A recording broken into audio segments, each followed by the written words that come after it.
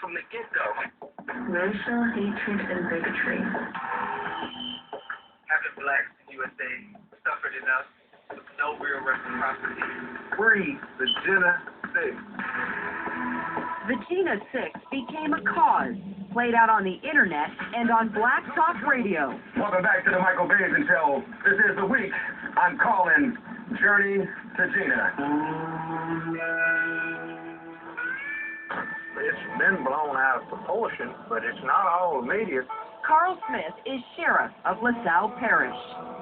It's all this stuff that comes out on the internet that's not, nobody has to be responsible for. They get on there and say whatever they want to, whether it's true or not. And that's a whole lot of what's causing us our problems here now. Just let me live my life.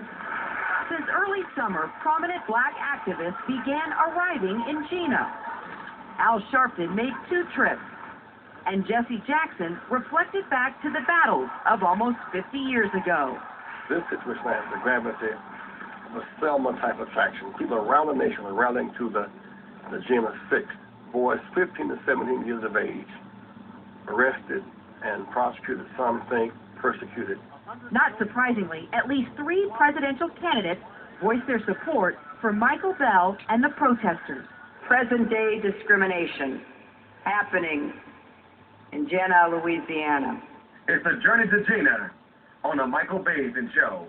Radio talk show hosts like Michael Basin began organizing bus caravans from a number of U.S. cities. We got stuff posted for buses. People are still looking for buses. To arrive in Jena on September 20th, Michael Bell's sentencing day.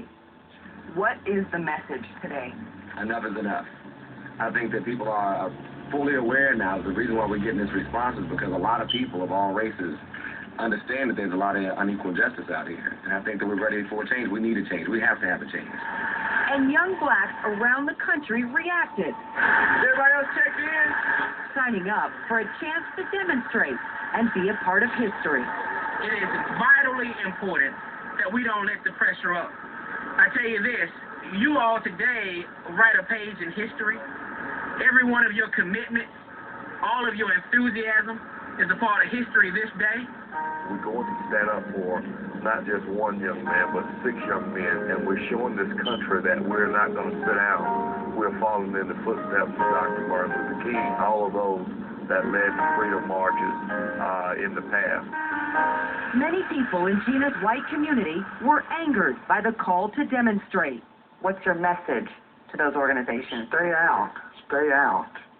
Leave us alone. Let us solve our own problems. On September 14th, Michael Bell's new defense team emerged with a surprising legal victory. An appeals court vacated his conviction, ruling that District Attorney Reed Walters had wrongly tried him as an adult. But the demonstrations were not canceled. This is the beginning of the 21st century civil rights movement. The issue is equal protection under the law.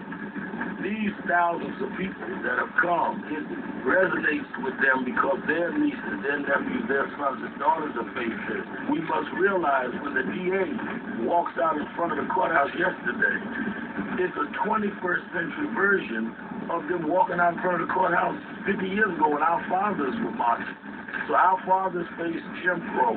We face James Crow Jr. Esquire. He's a little more polished. Remember to stay calm, stay together, and stay vigilant.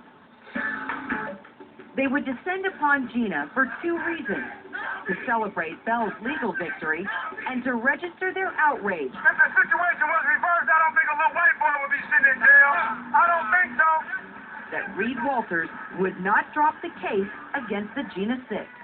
Can you call for an investigation on this DA and trace his... Well, I can guarantee you that the Judiciary Committee of the Congress of the United States, headed by John Conyers, is going to have official hearings on what is going on in Jena here.